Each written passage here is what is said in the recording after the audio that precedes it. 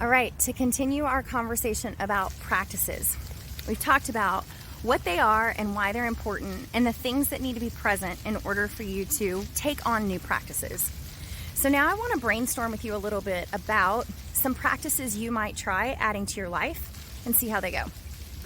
So when I did a little assessment to look at my life and I did my Wheel of Life exercise, the one area that seemed evidently lopsided was the area of health and fitness. So I have a lot of stability and practice in certain aspects of my life, and in the area of my overall well-being and fitness, all my practices had really dropped off. Ever since COVID stuff took over and my yoga studio closed, and my dance community stopped meeting together, I really wasn't doing much to move my body. And I know that really needs to happen for me. So I wanted to implement some practices in that area. And what I know as far as what works in regards to practices is making them relatively micro to begin with. So I tend to be very enthusiastic and can often be overambitious when I'm starting new practices. A wave of enthusiasm will hit me and I'll say, yes, okay, I'm gonna go, I'm gonna do this 4 times a week for an hour at a time, or something ridiculous that ends up not being very sustainable for me. So I've learned the hard way through myself and working with clients to keep things relatively bite-sized. So I started a new practice of walking the block. Sounds pretty simple, and it is. And so far, it's making a big difference. So here's what I do. Every day, in the middle of the day at some point, I need to take my dog outside. And usually I would run her down the stairs, which is right near my apartment, let her do her business really quick, run up, and get right back to work. And instead, I've started putting on my tennis shoes, locking the door behind me, taking her out, and making one lap around my apartment building, which is basically a city block.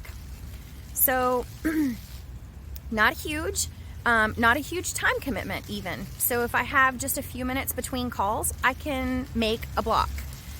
What's happened so far is that, or 9 out of 10 times, let's say, is that I get out and I start to make the block, and because I have the time for it, I just keep going.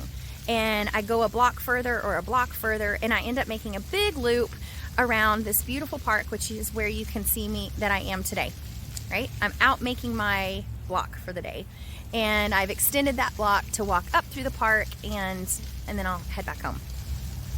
Super simple, feels really good. Another practice I've been doing lately is in alignment with building my muscle to ask for help. I've shared with you guys before that asking for support or letting myself be supported or helped is not necessarily one of my strong suits, and I want to get better at that. So I've added this practice. Every time I lock my door to go somewhere, I invoke my angels and guides to protect me and to assist me in whatever I'm doing. It's just this gentle way I remind myself that it's okay to ask for help. So I lock the door, and I let that routine action of locking the door be my reminder to ask for help. And I do so right in that very moment with a prayer to my angels and my guides to be with me. And then it kind of sets the tone for asking in other places and other opportunities.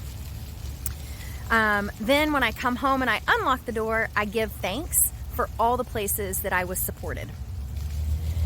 Now, with that practice, you can see I'm pointing to something specific. It really is helpful when you're designing practices or you're choosing practices that you tie them to a specific time or thing or day.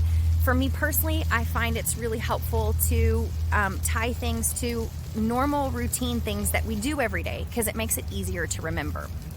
So you might want to strengthen your attention to your finances. You might want to develop a practice where you log on to your bank account every morning. That's it. Maybe you just log on.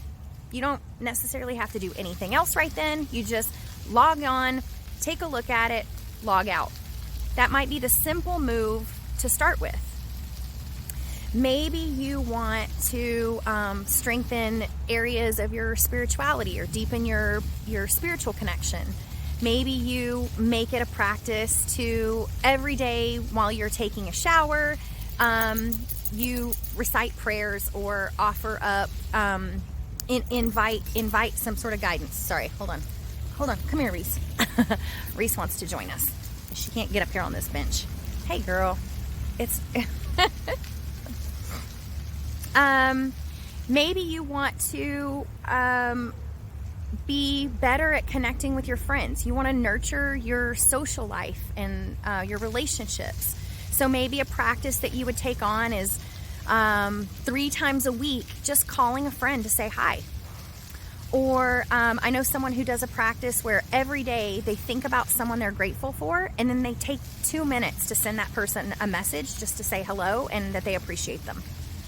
I know someone else who does a practice where once a week, they write a handwritten card or letter to someone in their life expressing their gratitude and their love. So you can kind of get the idea, right? There's all kinds of things you could do to practice and build muscles, and those are just some ideas. I invite you to look at the areas of your life where you're wanting to improve and strengthen your abilities, and brainstorm some things that you could do, some micro moves that you could make that would start having an impact on you now. All right, that's it for this week. I'll see you next week.